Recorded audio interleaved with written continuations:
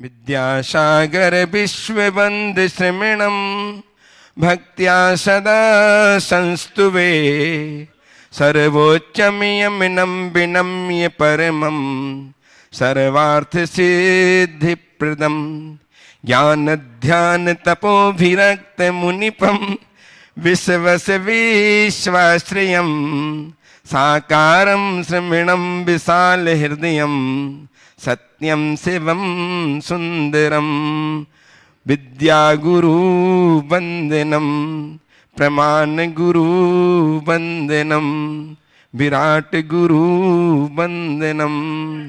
और चित के सामने दीप ज्वलन करके ज्योति करेंगे सभा को। साथ ही गुरुदेव के कर कमलों में शास्त्र अर्पित करके 11 वर्ण कर्म को क्षम करने का उद्यम। आज हमारे बीच में श्रीमान सुनील जी जैन बिलाला, श्री मुकेश जी जैन पाटोदी ट्रस्टी गुणायतन इंदौर से उपस्थित वे भी आए और गुरुदेव के श्री चरणों में श्रीफल के आशीर्वाद प्राप्त करें।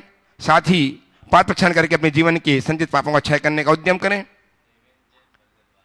श्रीमान देवन जी जैन बरगद वाला बुढ़ार ये भी गुरुदेव के अनन्य भक्त हैं, वे आए और अर्पित करें श्रीफल आशीर्वाद प्राप्त करने के लिए।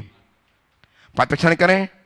मैंने गुरु के चरण पखारे, मैंने गुरु के चरण पखारे, जन्म जन्म के संचित पातक, जन्म जन्म के संचित पातक क्षण भर में निर्वारे। मैंने गुरु के निकलते जाए दूसरा अवसर ने उस तरफ जाए गुरुदेव के पास।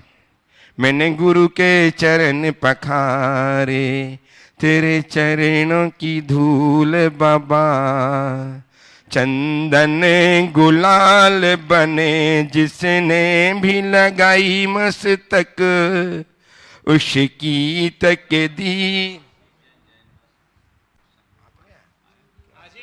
आशीष जैन जैन बस बड़वा वे भी आए और प्रार्थना करके गुरुदेव के अपने जीवन के संचित पापों को क्षय करने को उद्यम करें। श्रीमान कैलाश चंद जी और आशीष जी जैन जाए उस गए चले गए। चलो चलो हाथ लगा लो और अपने स्थान में अपने आप को व्यवस्थित कर लें। मैं आपकी ओर से सबकी ओर से गुरुदेव से नमन अर्पित करते हुए निवेदन करूंगा कि गुरुदेव के मुखारविंद से विगत 3 दिनों से जैन धर्म के आधारभूत 7 तत्वों पर प्रवचन निश्चित हो रहे हैं। आज दिवस है बंध तत्पर व्याख्यान धर्मोपदेश सुनने का। मैं आप सबकी ओर से गुरुदेव से निवेदन कर रहा हूं, गुरुदेव आज पुनः हम ज्ञान प्रकाश हुए आपके श्री चरण में विराजमान हैं, इस भाव से कि आप हमें बंध तत्वर उपदेश प्रदान कर अनुग्रहित करें। नमोस्तु तुम्हारा श्री, नमोस्तु तुम्हारा श्री, नमोस्तु तुम्हारा श्री। ओ सभी लोग अपने दोनों हाथ जोड़ लें और मेरे साथ महामंत्र के स्मरण के लिए अपना मानस तैयार करें। ओ ओ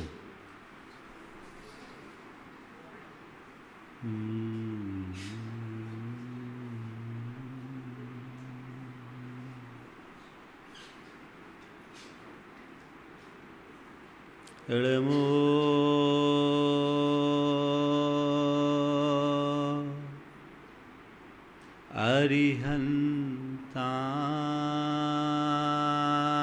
अरिहन्ताणं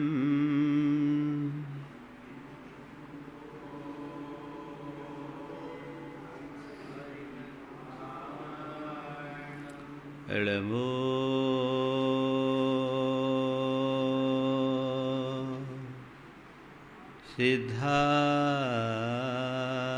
सिद्धाणं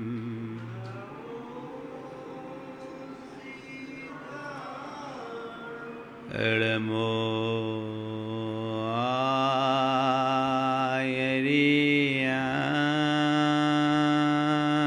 आयरियाणं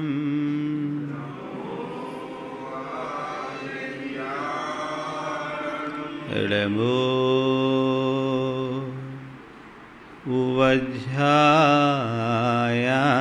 उवज्झायाणं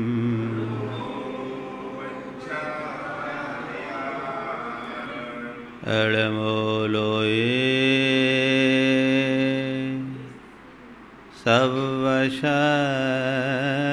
सवशहुनं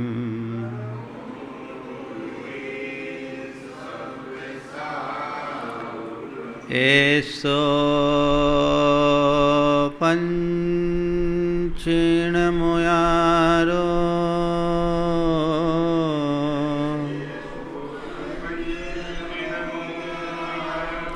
सर्वपावपनाशिनो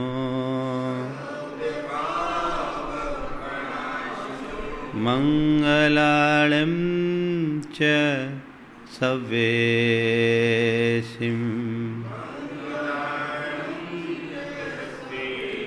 पढ़ेमं होय मंगलम्।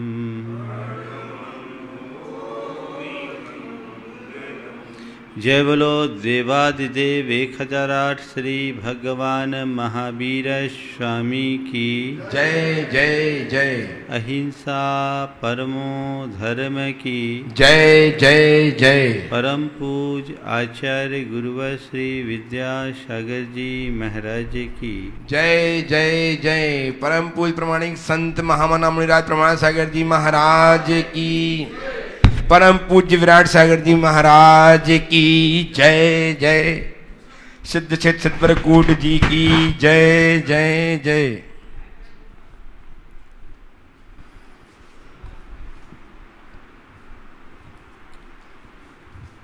हमारी दो अवस्थाएं, एक वो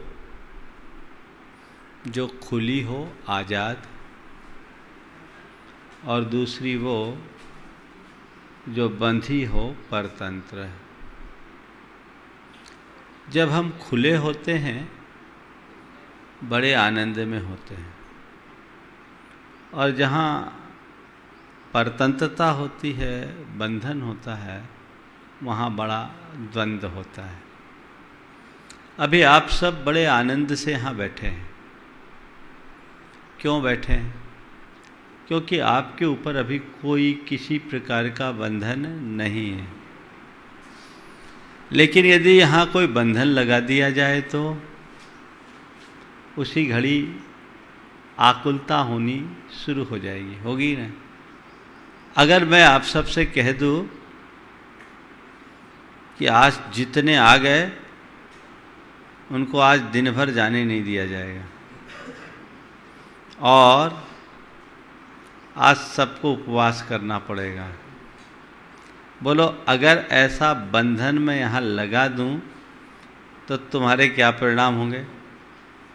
अरे यार गलत दिन फंस गए। कहाँ फंस गए? कुछ लोग तो आंख बचा के पार होने की कोशिश करेंगे, और नहीं भी हो तो अंदर ही अंदर द्वंद्व चलता रहेगा, है ना। हालांकि चिंता मत करना, मैं ऐसा बंधन डालने वाला नहीं हूँ। लेकिन तुम अपने मन पर थोड़ा ध्यान दो, विचार करो, क्या तुम स्वतंत्र हो? क्या तुम बंधन में बंधे नहीं हो? बोलो, बंधन में बंधे हैं? कितने प्रकार का बंधन। आज मैं उसी बंधन की बात करके आपको मुक्ति तक पहुंचाने का उपक्रम करूंगा। 4 प्रकार का बंधन है जो हमें दिखता है। एक वस्तु का बंधन। किसका बंधन? वस्तु का बंधन। अभी मैं जिस बंधन की बात कर रहा हूं वो उस बंधन की बात नहीं कर रहा हूं जिसे आप लोग बंधन मानते हैं, कि किसी को साकल से बांध दिया वो बंध गया, वैसा बंधन नहीं है। पर मनुष्य के साथ का जो बंधन है बड़ा विचित्र है। ऐसा बंधन है जो दिखता नहीं है लेकिन जकड़ लेता है। मैं उस बंधन की आप सबसे चर्चा करने जा रहा हूं। सबसे पहला बंधन वस्तु का बंधन। मैं आपसे सवाल करता हूं, आपके साथ जो वस्तुएं जुड़ी है या जिन वस्तुओं से आप जुड़े हो उनसे आप बंधे हो या नहीं? हाँ बोलो, बंधे हो? कौन से रस्सी से बंधे? कोई शाकल है? बंधे हैं। अभी यहाँ आए हैं आप सब, गाड़ी नीचे पार करके आए है ना? लेकिन गाड़ी से आप बंधे हुए, आपसे गाड़ी बंधी है, क्या हुआ? बंधे। मनुष्य ने जितनी चीजें अपने साथ जोड़ रखी है उन सब से उसका बंधन है? अगर बहुत निश्चिंतता से प्रवचन तुम सब सुन रहे हो और इसी बीच खबर आ जाए कि कोई गाड़ी उठा के भाग रहा है, क्या करोगे? प्रवचन सुनोगे कि छोड़ के भागोगे? है? ये वस्तु का बंधन है जो मनुष्य को बुरी तरह जकड़े हुए। ये बंधन ही ऐसा है जो मनुष्य को 24 घंटे मेरा मेरा मेरा मेरा का रट लगवाता है। मेरा घर, मेरा मकान, मेरी दुकान, मेरी गाड़ी, मेरी फैक्ट्री, मेरा बंगला, मेरा ये, मेरा वो सब क्या है? ये क्या है? एक ऐसी मान्यता जिसने तुम्हें बांध रखा है और तुम उनसे बंधे हो, छोड़कर जा नहीं सकते, हिलडुल भी नहीं सकते। ये वस्तु का बंधन एक जंजाल है जो मनुष्य खुद तैयार करता है। जितना ज़्यादा जोड़ता है उसका बंधन उतना अधिक प्रगाढ़ होता है। ठीक है? दूसरा है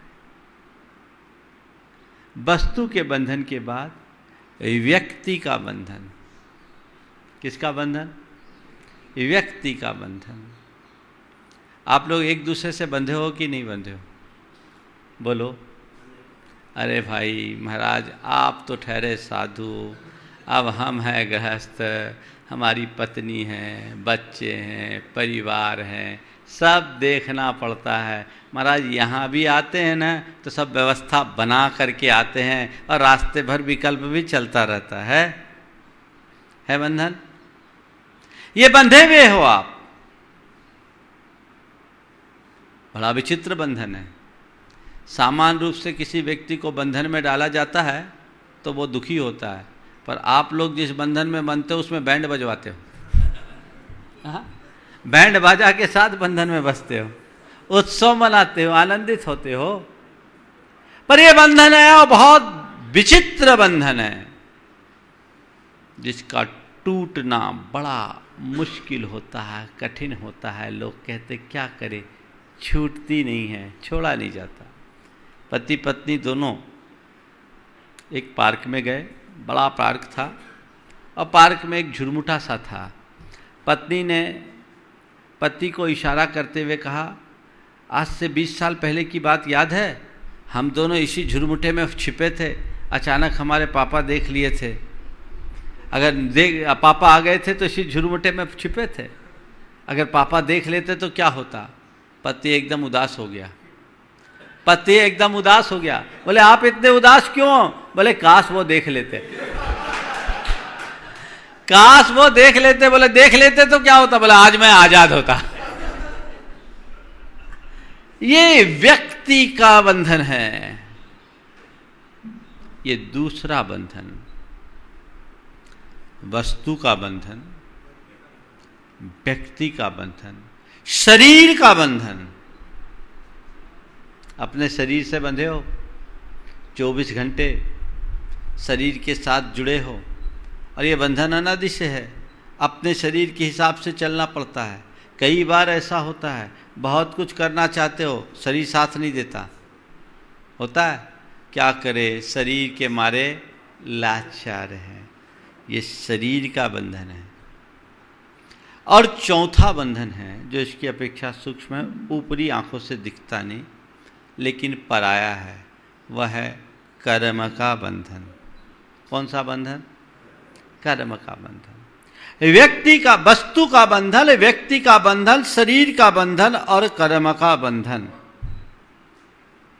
कर्म का बंधन हमें दिखता नहीं, लेकिन सब कुछ कर्म से नियंत्रित है। हर व्यक्ति कर्म से बंधा हुआ है और अपनी भाषा में एक कहता भी है, क्या करूं कर्मोदय ऐसा है। कर्म का बंधन है कि टूटता नहीं, चीज़ें छूटती नहीं, इसके कारण हम बड़े व्याकुल हैं, दुखी हैं, है ना। चारों प्रकार का बंधन तुम्हारे ऊपर है? बोलो, चारों है कि एकाध कम है? चारों है ना। पर संत कहते हैं अगर अध्यात्म की गहराई में देखा जाए तो ये बंधन कुछ है ही नहीं, ये बंधन कुछ है ही नहीं, ये केवल तुम्हारी मान्यता है। तुम तो बंध में भी निर्बंध हो। अगर तुम्हारे भीतर आत्मदृष्टि प्रकट हो गई तो तुम्हारे पास कोई बंधन नहीं। ये बंधन तुमने अपने मान्यता के कारण बना रखा है। वास्तव में बंधन बाहर का नहीं, बंधन भीतर का है। वह है मोह का बंधन, वो है राग का बंधन, वह है द्वेष का बंधन। चीजों के साथ जब तक मोह है तब तक बंधन है। व्यक्ति के साथ जब तक मोह है तब तक तुम बंधे हो। शरीर के साथ जब तक मोह है तब तक बंधे हो। और जब तक तुम्हारी मोह मूलक परिणति है तभी तक कर्म का बंध है। मोह छूटा, बंध खत्म, बंध खत्म, द्वंद्व खत्म, और द्वंद्व खत्म तो आनंद ही आनंद। बात को समझ रहे हैं? आज थोड़ी गहरी बात करने जा रहा हूं मैं। हम जितने भी बंध की बात कर रहे हैं वो सतही है। असली बंधन तो हमारे मोह का बंधन है। उसे समझ लिया और उससे छूट गए तो जीवन में आनंद ही आनंद है। और जब तक मोह है तब तक द्वंद्व ही द्वंद्व है। निर्द्वंद होगे तभी आनंद होगा। ये मोह का बंधन कैसा है? जो बिना सांकल और रस्सी के बांध दे उसका नाम मोह का बंधन है। दुनिया के जितने भी बंधन हैं वो किसी पास से जुड़े होते हैं, लेकिन मोह का बंधन ऐसा है जो बिना बंधन के बांध लेता है, और बांधता नहीं, जकड़ लेता है। सांकल से बंधा हुआ प्राणी भी कुछ कदम अपनी चहलकदमी चल सकता है, जितनी लंबी सांकल हो। कम से कम हिलने डुलने की आज़ादी तो उसके पास रहती है। पर मोह का बंधन तो हमें इस भांति जकड़ता है कि प्राणी हिल डुल भी नहीं सकता। एक व्यक्ति अपने ऊंटों की सवारी को लेकर एक स्थान से दूसरे स्थान पर जा रहा था। रास्ते में एक सराय में रुका। रात भर रुकना था, ऊंट इधर उधर चले न जाए, इसलिए ऊंटों को बांधने लगा। बांधते बांधते उसके पास एक सांकल कम पड़ गई। अब एक सांकल कम पड़ गई, क्या करे, चिंतित हो गया। अब इस एक ऊंट को कैसे बांधा जाए? उसने सराय के मालिक से पूछा कि भैया तुम्हारे पास कोई रस्सी हो, कोई सांकल हो तो दे दो, ऊँट को बांध दो। बोले रस्सी सांकल नहीं है। तो बड़ा परेशान होने लगा। बोले परेशान होने की ज़रूरत नहीं, ऊँट तो बंध जाएगा। बोले कैसे? बोले उसको रस्सी से बांधने की ज़रूरत नहीं, मैं बांध दूंगा। बोले कैसे बांधूंगा? बोले जैसे सबको बांधते वैसे बांधूंगा। बोले अच्छा बांध दो। सारे ऊँटों के गले में रस्सी पड़ गई। आखिरी वाले ऊँट के पास सराय का मालिक गया और जैसे अन्य ऊँटों को रस्सी बांधते समय एक्टिंग किया, वो सारा एक्टिंग करके खूंटे से बांधकर खूंटा को ठोक दिया। ऊँट यंत्रवत वहीं बैठ गया। सुबह हुई, सारे ऊँटों का बंधन खोला, सब ऊँट उठ करके चलने लगे। सारे ऊँट उठ करके चलने लगे, लेकिन ये ऊँट बैठा ही क्या बैठा रहा। बैठा का बैठा रहा। वो ऊँट के मालिक से बोला, उसको हिलाया डुलाया भी तो उठे नहीं। वो सराय के मालिक से ऊँट के मालिक ने कहा कि भैया ये क्या हो गया, तुमने कौन सा मंत्र दे दिया, कौन सा मंत्र दे दिया, ये ऊँट तो उठने का नाम ही नहीं ले रहा है, वो तो कीलित सा हो गया। बोले भैया उसका बंधन खोलो। बोले बंधन बांधा कहाँ? बोले जैसा बांधा वैसा खोलो, अभी उठ जाएगा। बोले मेरे बस का नहीं, तुम ही बताओ। वो गया, फिर से बंधन खोलने का एक्टिंग किया, उठ खड़ा हुआ और चल दिया, सब देखते रह गए। बंधुओं, यही कहानी तुम्हारी है ना? बंधे नहीं हो फिर भी बंध गए हो, क्योंकि तुमने अपने आप को बंधा हुआ मान रखा है, बंधा हुआ मान रखा है। और ये मान्यता का बंधन है जो अज्ञान से प्रकट होता है। जब ये मान्यता सुधरेगी सारा बंधन टूट जाएगा। अध्यात्म के क्षेत्र में हमें दो चीजों को ध्यान में रखकर चलना है। एक है बंध और दूसरा है हमारा आत्म तत्व जो अबद्ध है। अगर हम आत्मा की सांसारिक अवस्थाओं को देखते हैं तो बद्ध दिखाई पड़ती है, वो बंधी भी है। और निश्चयतः हम सब जो दिख रहे हैं बंधे दिख रहे हैं, लेकिन आत्मा के वास्तविक स्वरूप पर जब हम दृष्टिपात करते हैं तो अबद्ध और अस्पष्ट दिखता है। वो अबद्ध है, उसका स्वरूप बंधा नहीं है। ये बंधन की पर्याय है जो मेरे अज्ञानजन परिणाम से प्रकट हुई है। और जब तक मेरे भीतर ये अज्ञानतापूर्ण कृत्य चलते रहेंगे, मेरे अंदर की ये अज्ञानपूर्ण परिणति रहेगी, बंधन बंधता रहेगा, परिणति टूटेगी, उसी क्षण मुक्ति हो जाएगी। इसे समझिए। आज 4 बातें आपसे करूंगा। बंधन मुक्ति, बंधन मुक्ति, आसक्ति, विरक्ति। बस इन 4 बातों को समझ लो, जीवन का सार निकल जाएगा। बंधन क्या है? यथार्थ आत्मा बंधी नहीं है। अगर आत्मा बंधी होती तो कभी मुक्त नहीं होती। हाँ, ये आत्मा का विकार है, आत्मा का विभाव है, जिसके कारण वो बंध गया है, ऐसा दिख रहा है। स्वभाव तो आज भी अबद्ध है। और आचार्य कुंद अध्यात्म परस्ते वे कहते हैं, आत्मा की उस अबद्ध अवस्था को जानो। तुम अपने आप को बंधा हुआ महसूस करोगे तो जिंदगी भर गुलाम बने रहोगे, परतंत्र बने रहोगे। तुम आजाद हो, तुम मुक्त हो, तुम अबद्ध हो, इसे जानो। कर्म तुम्हारा कुछ नहीं बिगाड़ सकता, क्योंकि कर्म की सत्ता से भी प्रबल तुम्हारी अपनी सत्ता है। अपनी चेतना को जानो। तुमने मान रखा है कि मैं बंधा हूं। जिस दिन तुम्हारी यह मान्यता बदलेगी, उसी पल तुम मुक्ति की अनुभूति करना शुरू कर लोगे। जो पश्यदीय पानम अबद्ध पुट्ठम अनन्यम नीदम अपदेश दून अट्ठम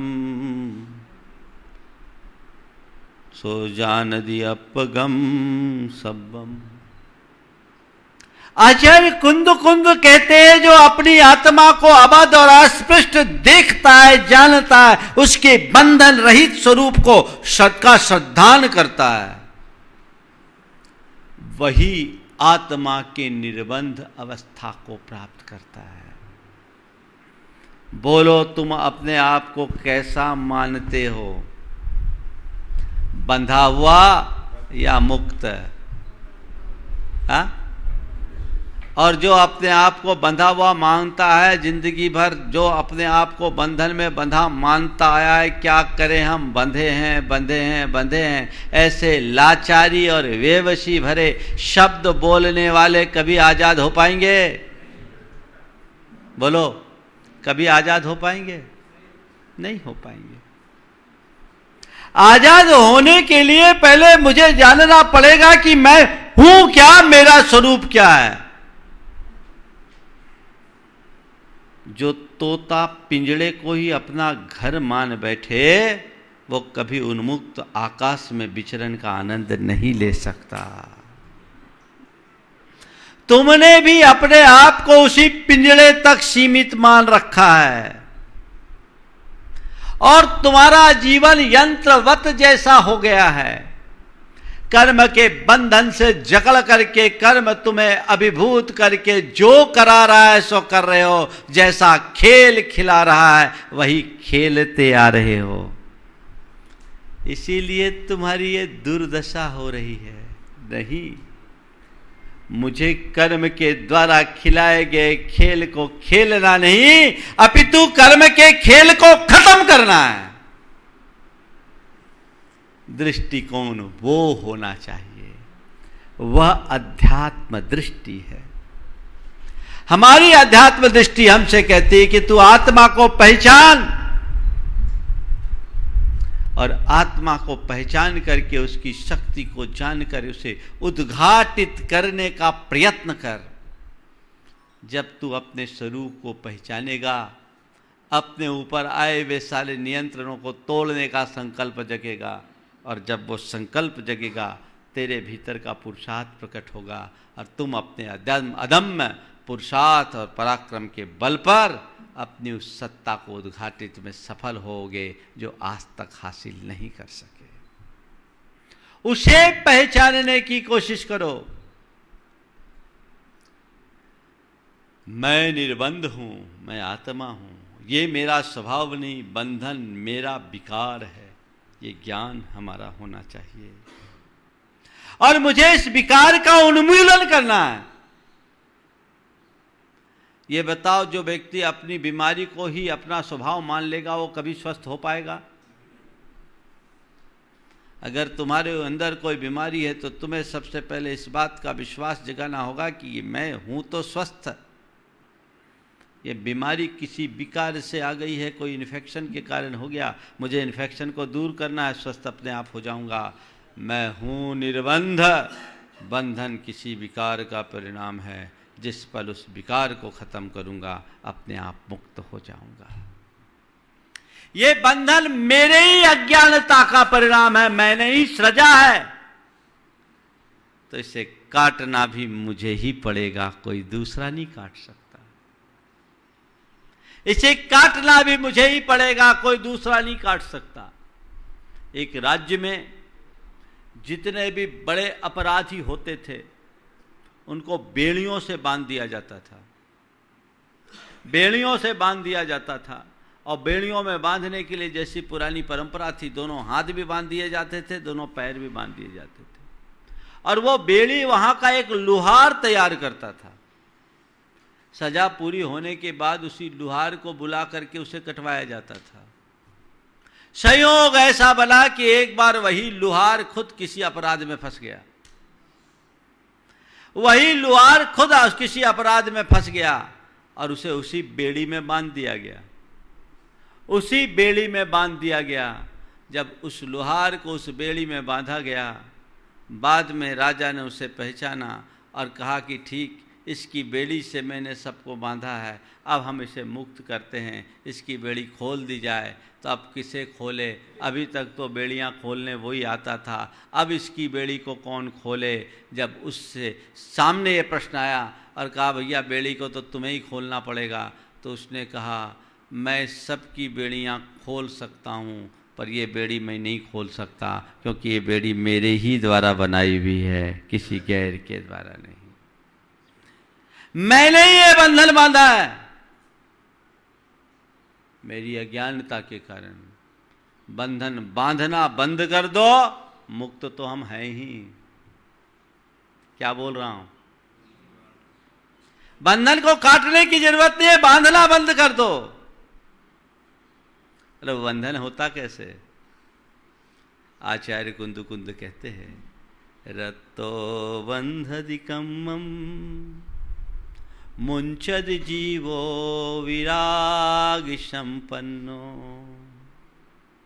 रत्तो बंधदिकम्मम मुंचदि जीवो विराग संपन्नो, एषो जिनो वदेशो तम्हा कम्मेषु मारज्य। बहुत सार बता दिया, सार निचोड़ कि राग से कर्म बंधता है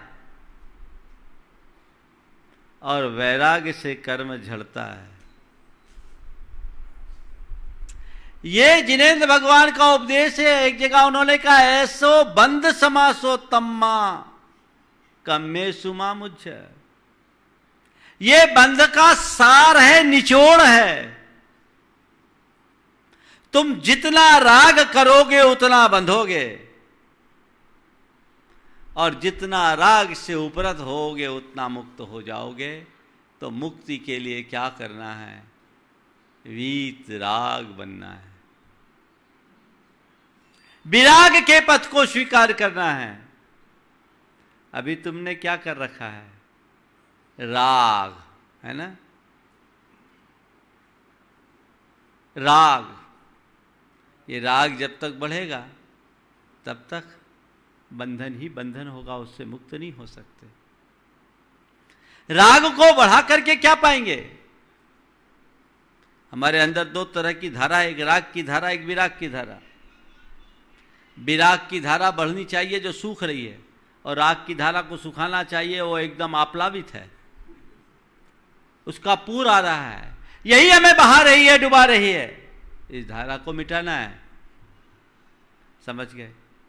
तो इस राग को कम करने का उपदेश दिया। मेरा राग घटे, 24 घंटे राग रंग में रमे रहने वाले आत्मा का कितना भी गीत गाओ, मुक्ति कभी नहीं मिलेगी। जहां राग है वहां बंधन है, और जहां वीत रागता है वहीं मुक्ति है। आचार्य कहते, वद्धते मुच्यते जीवो सममो निर्ममो क्रमात् तस्मात् सर्व प्रयत्नेन निर्ममत्वं परो भवेत्। यह जीव ममत्व यानी राग मूलक परिणति के कारण बंधता है, और निर्ममत्व यानी वीत राग परिणति से मुक्त होता है। यदि तुझे मुक्त होना है तो अपने मुक्त स्वरूप को पहचान और राग पर विराम लगा। सर्व प्रयत्न, पूरी कोशिश से, सारे तात्पर्य से। निर्ममत्व परो भवेत्, अपने राग भाव को घटाओ। और वाकई में यदि सम्यक दर्शन की बात करूं तो राग आदि को घटाने का श्रद्धान ही सम्यक दर्शन है, बढ़ाने का नहीं। तुम्हारी श्रद्धा क्या है, उसे घटाने की या बढ़ाने की? क्या है? किस मार्ग पर चल रहे हो? मुझे उसे घटाना, उसे कम करना, और कम करते करते करते खत्म करना है। तो ज्यों ज्यों मेरे भीतर का राग शांत होगा, अंदर वीत राग भाव की अभिवृद्धि होगी, और ये जिस पल वीत रागता प्रकट हो गई उसी पल हम मुक्त हो जाएंगे। आचार्य कुंद ने बड़े रहस्य की बात की। मुक्ति पाना चाहते हो तो राग को छोड़ो, राग ही बंधन है। वीतरागता को अपनाओ, और वीतरागता को अपनाने के लिए राग को घटाओ। राग को घटाने के लिए क्या करो? आसक्ति को खत्म करो, और आसक्ति को खत्म करने के लिए क्या करो? विरक्ति को जगाओ। जितनी आसक्ति उतना राग, और जितना राग उतना बंध। क्रिया छोड़ने से मुक्ति नहीं होगी, राग छोड़ने से मुक्ति होगी। आचार्य कुंद ने अपने अध्यात्म को बहुत उच्च स्तर पर व्याख्यायित किया। आप लोग सोच रहे होगे, महाराज आपने तो जो रास्ता बता दिया उसके हिसाब से तो अब हम जब घर गृहस्थी छोड़कर आत्मा में डूबेंगे तभी हमारा कल्याण होगा, है ना? बिल्कुल ठीक है, विरक्ति तो इसी का नाम है। लेकिन मैं आपसे कहता हूं, ऐसा नहीं है कि आप साधु सन्यासी बनोगे तभी विरक्ति को धार सकोगे। नहीं, आप गृहस्थ अवस्था में रहते हुए भी विरक्ति के भाव रख सकते हैं। देखिए, एक है राग, एक है विराग और एक है वीतराग। राग तो हमें नीचे गिराता है, विराग और वीतराग इसमें अंतर है। क्या अंतर है? राग को घटाने का नाम विराग है और राग से ऊपर उठ जाने का नाम वीतराग है। क्या बोला? राग को घटाने का नाम विराग है और राग से ऊपर उठ जाने का नाम वीतराग है। तुम राग मात्र से ऊपर न उठ सको, कोई बात नहीं, राग को घटाने का उपक्रम तो कर सकते हो। ये कब होगा? जब तुम्हारे भीतर विराग होगा। अभी राग भरा है तो राग घटेगा कैसे? और जितना राग भाव पुष्ट होगा उतना बंधन होगा। आचार्य कुंद ने कहा कि तुम संसार में जब तक हो रहो, राग भाव घटाओ। उनने बहुत सुंदर उदाहरण दिया कि एक व्यक्ति व्यायामशाला में जाता है, कसरत करता है, दंड बैठक लगाता है, अखाड़े में उठ बैठ करने से पूरा शरीर धूल धूसरित भी होता है, लेकिन एक पल में सारा धूल झड़ जाता है, धूल उससे चिपकती नहीं। उसकी जगह दूसरा व्यक्ति जो शरीर में तेल लगा कर जाता है, अपेक्षाकृत कम कसरत करता है, लेकिन उसके शरीर में धूल बुरी तरह चिपक जाती। बोलो सही है कि नहीं? है ना?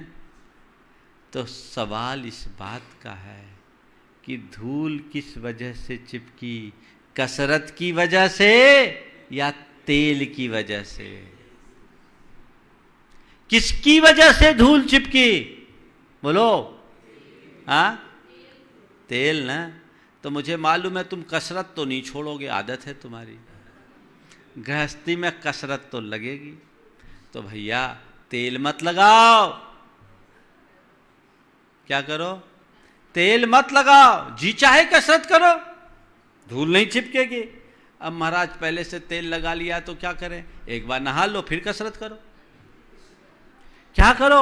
एक बार नहा लो और फिर कसरत करो। तो क्या करो? अपने आप को आप अलिप्त रखना चाहते हो, बंध से बचाना चाहते हो, तो सांसारिक क्रिया को करने से पहले सुबह उठो और वीत राग तत्व ज्ञान की धारा से अपने आप को स्नात कर लो। सारा अंदर का राग भाव का तेल बह जाएगा, थोड़ा बहुत अंश बचेगा। फिर उस संस्कार से युक्त होकर के तुम यदि अपनी सांसारिक क्रियाओं को करोगे भी तो उतने लिप्त नहीं हो सकोगे। अलिप्त होकर के जीने के आदी और अभ्यासी बनिए। बातें हम बहुत ऊंची करते हैं, पर देखो तुम कितने रचे पचे हो, आकंठ डूबे हुए हो। विषय कषाय भोग विलास राग रंग में ही जिनका चित्त रमा है, समझना उनका संसार बहुत दीर्घ है। कहां हो अपना अंतर विश्लेषण करना और यह सोचना कहीं मैंने अपने मनुष्य जीवन के मूलभूत ध्येय को तो नष्ट नहीं कर दिया, मेरा ध्येय तो खंडित नहीं हुआ। मैं कहां हूं? जिन भवों में मुझे अपनी आत्मा का परिचय नहीं मिला, उन भवों में मैं भटका तो मुझे उसका कोई आश्चर्य नहीं। लेकिन पूर्ण आत्म परिचय पा लेने के बाद भी आज मैं भटकता हूं, तो मुझसे बड़ा भागा इस संसार में दूसरा कौन होगा।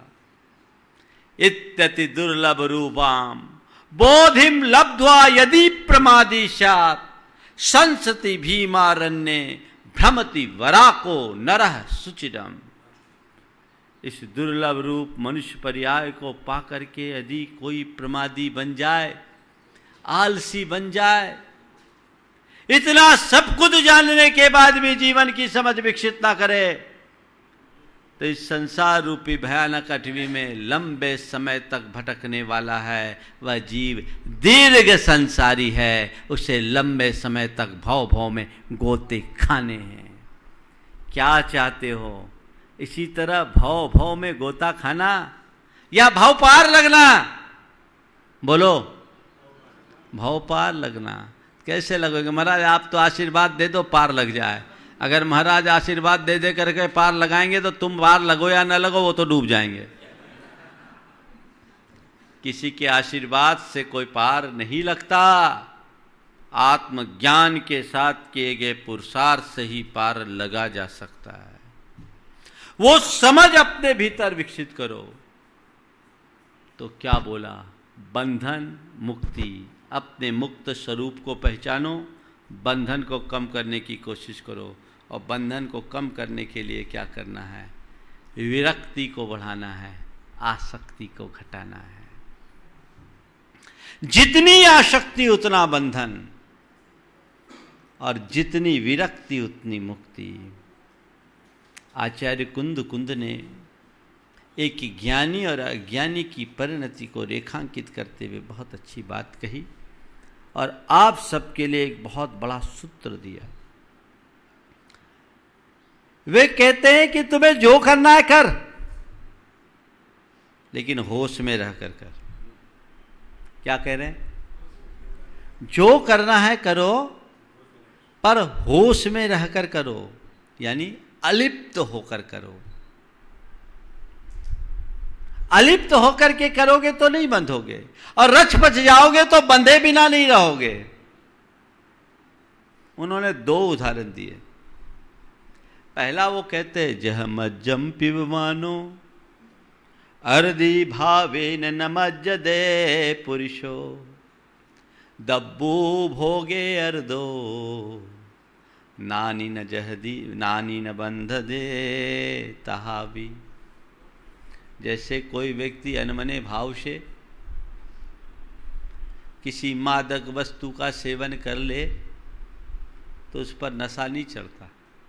दवाई के रूप में एक आध चम्मच कोई मादक द्रव्य लिया तो उस पर नशा नहीं चढ़ेगा, लेकिन जो चाव से उसको लेगा वो बचेगा नहीं।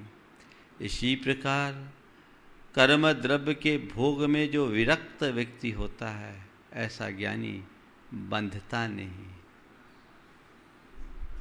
बंधता नहीं से थोड़ा गहराई से समझो। आज तुम लोग बोलते हो महाराज चीज़ें छूटती नहीं, मैं मान लिया। हालांकि ऐसी कोई चीज़ें नहीं है जो तुम्हें पकड़ी है, तुमने पकड़ रखा है, चीज़ों ने तुम्हें नहीं पकड़ा। हकीकत ये नहीं कि वो छूटती नहीं, हकीकत ये है कि तुम छोड़ते नहीं, है ना? तुम छोड़ते नहीं। जिस दिन तुम सोच लोगे उस दिन छूट जाएगी। क्यों गौरव? है ना? हाँ, जिस दिन तुम सोचोगे उस दिन छूट जाएगी। छूटने के लिए कुछ नहीं करना है, केवल मन को तैयार करना है। पर कह रहे चलो, जिनके मध्य तुम जी रहे हो, जिनका तुम आलम्बन ले रहे हो, जिनका तुम उपभोग कर रहे हो, 2 कंडीशन में उपभोग किया जाता है। एक तो खूब रुचिपूर्वक और एक मजबूरीवश अनमने भाव से। आप लोगों के साथ बहुत सारे ऐसे काम होते हैं जिसको आप बेमन से करते हो कि नहीं करते हो? कई बार आपको यह करना पड़ता है कि सामने वाले का मन रखने के लिए हमने ये किया होता है। जो काम आप मन से करते हो और जो काम आप बेमन से करते हो, दोनों में क्या एक सी स्थिति होती, एक सी रुचि होती? किस में आपकी रुचि ज़्यादा होती? जो मन से करते हो उसमें या बिना मन से उसमें? हाँ, मन से ना। तो बस आचार्य कुंद ने इतना ही कहा कि तुम गृहस्थी में हो, सारे संसार के पाप को छोड़ सको अति उत्तम, नहीं छोड़ सको तो जो कर रहे हो मन से मत करो, बेमन से करो, बच जाओगे। क्या सूत्र दिया? बेमन से करो, मन से मत करो। बोलो क्या करते हो? धर्म का काम तो फिर भी बेमन से कर लेंगे, बाकी काम तो मन से करेंगे। अपने मन की परिणति को देखो। अच्छे काम के लिए तुम्हें प्रेरित करना पड़ता है और बुरे काम के लिए तुम्हारा मन पहले से तैयार रहता है। ये अज्ञानी का लक्षण है। जो बुरे काम के लिए तत्पर और तैयार रहे, अच्छे काम में उदासीनता रखे वह अज्ञानी, और जो अच्छे काम के लिए उत्साहित रहे, बुरे काम में उदासीनता रखे, वो ज्ञानी। तुम कहाँ हो? दूसरे को मत देखना। क्या कहलाना चाहते हो, ज्ञानी की अज्ञानी? बोलो। हाँ, क्या कहलाना चाहते हो? ज्ञानी ना? ज्ञानी तो भैया ज्ञानी होने के काम करो। काम कौन सा करते हो? हाँ, अब मैं तुम्हें अज्ञानी बोल दूं तो क्यों प्रदीप जी? अगर अज्ञानी बोल दे तो बुरा लगता है ना? अरे भाई, एक सराफे का काम करने वाले को सराफ कहते हैं, लोहार का काम करने वाले को लोहार कहते हैं, कारपेंटर का काम करने वाले को कारपेंटर कहते हैं। अज्ञानी का काम करने वाले को अज्ञानी बोल दे तो क्या हर्ज है? बोलो, फिर बुरा क्यों? कारपेंटर को कारपेंटर बोलो तो कोई बुराई नहीं, हाँ? लोहार को लोहार बोलो तो कोई बुराई नहीं, सुनार को सुनार बोलो तो कोई बुराई नहीं, व्यापारी को व्यापारी बोलो तो कोई बुराई नहीं। अरे अज्ञानी को अज्ञानी बोल दे तो क्यों बुराई मानते हो? हाँ, नहीं है? बहुत अच्छी बात है, फिर तो ये बहुत अच्छी बात है। सिद्धवर कूट में आके सब ज्ञानी बन गए। अब महाराज और टाइम ज्ञानी हो या ना हो, जितनी देर आपके प्रवचन में उतनी देर तक तो पूर्ण ज्ञानी है ना? हमारे मन की कितनी दुर्बलता है कि हम अपने जीवन की वास्तविकता को स्वीकार करने के लिए भी तैयार नहीं होते। संत कहते अपने जीवन की वास्तविकता को स्वीकार करो, अज्ञानी कहलाओ मत, ज्ञानी बनो। तुम्हें कोई ज्ञानी कहे या अज्ञानी, उससे क्या फर्क पड़ता है? तुम्हारा कर्म ज्ञानी जैसा होना चाहिए। तुम अज्ञानी होकर के ज्ञानी कहला भी लोगे तो क्या होगा? कुछ नहीं होगा। ज्ञानी जैसा काम करोगे तो तुम्हारा काम होगा। तो क्या करना है? सूत्र रखो कि मैं जो कुछ भी करूं अलिप्त भाव से काम करूं, अनासक्ति को अपने जीवन का मंत्र बनाओ। देखिए, संसार में विषय भोग को भोगना है ना, आसक्त होकर के विषयों में डूबोगे तो बुरी तरह फंसोगे। इसके लिए एक उपमा दी गई है। एक वनस्पति होती है औंधा कांटा। क्या होती है? औंधा कांटा। उसका कांटा जो होता है नीचे की तरफ मुख होता है, ऊपर की तरफ उसका मुख होता है, ऐसा ऊपर रहता है। सामान्यतः कांटा ऐसे निकलते, कांटा ऊपर की तरफ होता है। उस कांटे को अगर आप छुओगे, वो औषधि के काम में आती है औंधा कांटा, ऊपर से नीचे लाओगे तो पूरे हाथ छिल जाएंगे। नोक है, लेकिन नीचे से ऊपर ले जाओगे, नीचे से ऊपर ले जाओगे तो तुम्हें कुछ भी नहीं होगा। सारे कांटे को ऊपर ले गए, ये नीचे से आप ऊपर ले गए, कुछ नहीं हुआ, सब ऊपर की तरफ उसका नोक है। समझ गए? नीचे से ऊपर ले जाओगे कुछ नहीं होगा, ऊपर से नीचे लाओगे तो हाथ छिलेगा। बस संसार में बचना है तो औंधे कांटे की तरह चीजों को नीचे से ऊपर छुओ, यानी ऊर्ध्वमुखी दृष्टि रखो, अधोमुखी दृष्टि मत रखो। अधोमुखी दृष्टि रखोगे मरोगे। दृष्टि में वैराग्य हो। वो कहते हैं नानी रागप जहो सवदव्ये सुकम मध्य गदो नो लिप्पदि कम्मरेन दू कदम मध्य जहा कनियम अन्नानी पुनरत्तो शवदव्ये सुकम मध्य गदो लिप्पदि कम्मरेन दू कदम मध्य जहा लोहम। कदम मध्य जहा लोहो। आचार्य कुंद ने दो उदाहरण प्रस्तुत करके ज्ञानी और अज्ञानी की परिणति को रेखांकित कर दिया। ज्ञानी जो राग रहित होता है वो संसार की क्रिया करते हुए भी कर्म के बंधन से नहीं बंधता। जैसे सोने को कीचड़ में डाल दो तो भी सोने का कुछ बिगाड़ नहीं होता। होता है क्या?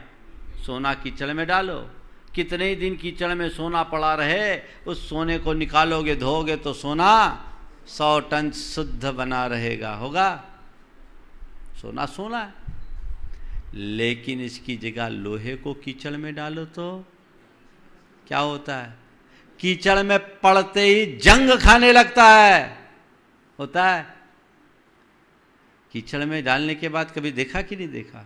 महाराज कीचड़ तो छोड़ो, थोड़ी मॉइस्चर लग जाए तो ही लोहा जंग खा जाता है।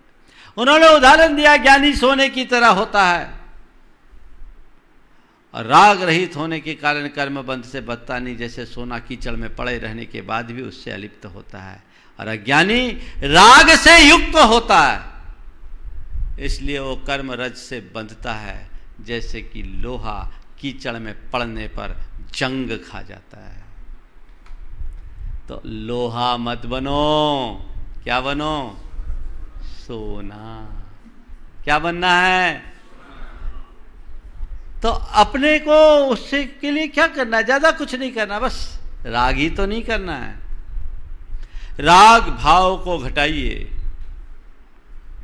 अपने अंदर के वैराग्य को जगाइए।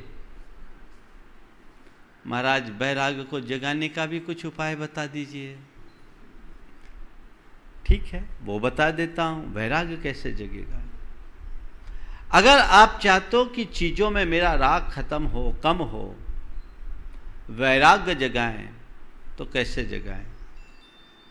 3 बातों को याद रखो। कितनी बातों को?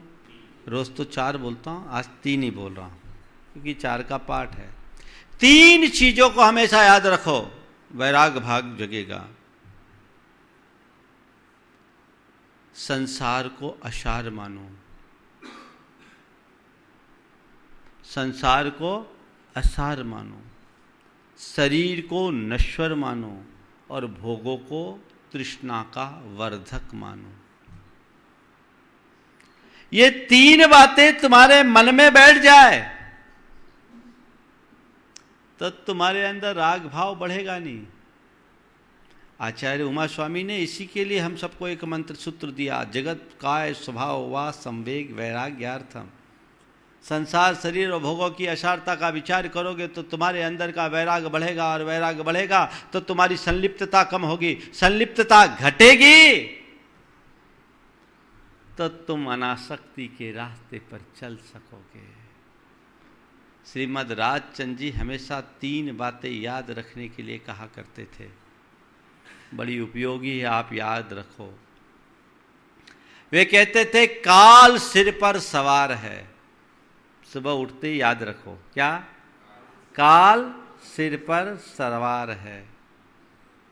दूसरा, नजर उठाते ही जहर चढ़ता है।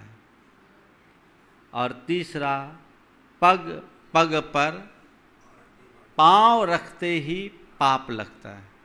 क्या? काल सिर पर सवार है, पांव रखते ही पाप लगता है, और नजर खोलते ही जहर चढ़ता है। मतलब काल सिर पर सवार है, मौत का पहरा हम पर लगा हुआ है, कब उसका प्रहार हो जाए कोई पता नहीं, कौन सी सांस आखिरी सांस बन जाए इसका कोई भरोसा नहीं। पांव रखते ही पाप लगता, हर कदम पर पाप है, संभल संभल करके चलो, मेरी प्रत्येक प्रवृत्ति में पाप है, सावधान होकर चलना। और नजर खोलते ही जहर चढ़ता है, बिच्छियों की तरफ तुमने देखा नहीं कि उसका विष तुम पर चढ़ा नहीं। ये भाव दोहराओगे, विरक्ति के संस्कार बढ़ेंगे और जीवन पथ प्रशस्त होगा। अपने मन को देखो, कहाँ इतनी ऊंची अध्यात्म की बातें, और तुम्हारा जीवन स्तर कहाँ। न तुम्हारे धन वैभव का राग घटता है, न तुम्हारे अंदर की भोगासक्ति घटती है, और न ही परिवार परिजन का राग घटता है। तुम 24 घंटे गोरख धंधे में लगे रहो और आत्मा के हित की बात करो तो कैसे होगा। एक गीत पहले मैं सुनता था, कैसे हो भुगतान की हुंडी जाली है, क्यों कर हो कल्याण की करनी काली है। विनय कुमार पथिक ये गीत गाया करते थे कि कैसे हो कल भुगतान की हुंडी जाली है। जाली हुंडी से भुगतान होता है क्या? और क्यों कर हो कल्याण की करनी काली है। अगर करनी काली होगी तो कल्याण नहीं होगा।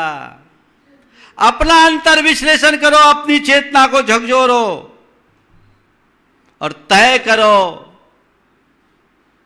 मैं कहां हूं, मुझे क्या करना है, मैं क्या कर रहा हूं, इसका विचार करो, तब तुम्हें दिशा मिलेगी।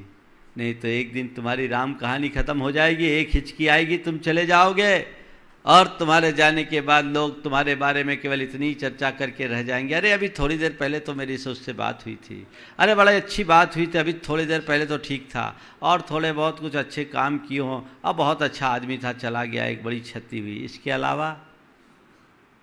इसके अलावा कहानी खत्म, ऐसे न जाने कितने चले गए और तो कल तुम भी चले जाओगे। हम तुम सबको एक दिन इस दुनिया से जाना है। इससे पहले कि हमारी राम कहानी पूरी हो, हम अपने जीवन की कहानी को पूरी कर ले, अपने जीवन को सही रास्ते पर ले जाए तो हम कुछ कर पाएंगे, नहीं तो फिर उस कहानी से क्या मतलब जिसका कोई सार न हो। अभी तक तुम्हारे जीवन की कहानी का कोई सार हो तो देखो, सार के साथ कहानी को पूरी करो ताकि अपने जीवन का हम वास्तविक विस्तार पा सके। ऐसी इस बंध की द्वंद्व से अपने आप को बचाना चाहते हैं तो राग भाव से अपने आप को बचाइए, विरागता के संस्कार अपने अंदर जगाइए। अगर तुम्हारे मन में वैराग्य के भाव आएंगे तो तुम्हारे लिए कोई संकल्प कठिन नहीं लगेगा, सब सहज लगेंगे। और अरे क्या हो गया, कैसा कर लिया, ये तो दुनिया की बातें हैं, रागियों की बात है, रागियों का प्रलाप है जो अपने जीवन को दागी बना रहे हैं। अनंत भाव तुमने यूं ही बर्बाद किया, यदि ये भाव भी तुम्हें बर्बाद करना है तो तुम स्वतंत्र हो, अपने आप को पहचानो। ये सिद्धवर को सिद्ध क्षेत्र है, यहाँ आप लोग आए हैं, सिद्धों के अनुराग से प्रेरित होकर आए। इतना शांत सुरम्य स्थान जहाँ का रोम रोम हम सबको अपनी ओर आकर्षित करता है, यहाँ ध्यान लगाना नहीं पड़ता, अपने आप लग जाता है। आओ यहाँ बैठो, एक कोने में बैठकर आनंद लो, अपने आत्मा के स्वरूप का चिंतन करो, अपने जीवन के बारे में विचार करो, अपने हित का उद्योग करो, तभी कुछ सार तत्व हम प्राप्त कर सकेंगे। सभी के जीवन में वो सार घटित हो और अपने जीवन का विस्तार कर सके। इस भाव के साथ अभी महाराज श्री मंगल भावना अपनी तरफ से रखेंगे और उसके बाद आज प्रदीप जी पहले भी कई बार आए लेकिन समय पर पहुंच नहीं पाए, आज समय पर पहुंचेंगे, जो इस क्षेत्र के अध्यक्ष हैं। मंगल भावना के बाद वो अपने उद्गार व्यक्त करेंगे। बोलिए परम पूज्य आचार्य गुरुवर श्री विद्यासागर जी महाराज।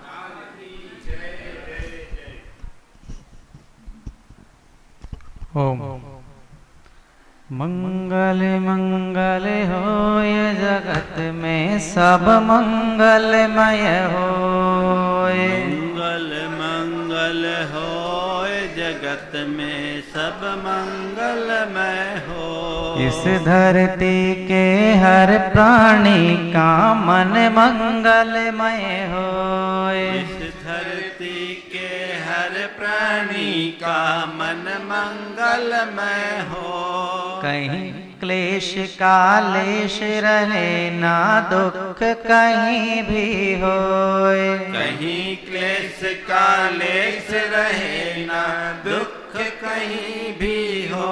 मन में चिंता भय न सतावे रोग शोक नहीं होए। मन में चिंता भय न सतावे रोग शोक नहीं हो। नहीं वैर अभिमान हो मन में क्षोभ कभी नहीं होए। नहीं वैर अभिमान हो मन में क्षोभ कभी नहीं हो। मैत्री प्रेम का भाव रहे नित मन मंगलमय होए। मैत्री प्रेम का भाव रहे नित मन मंगलमय हो। बोलिए आचार्य भगवंत गुरुवर श्री विद्यासागर जी महामुनिराज की जय। मुनि श्री प्रमाण सागर जी महाराज की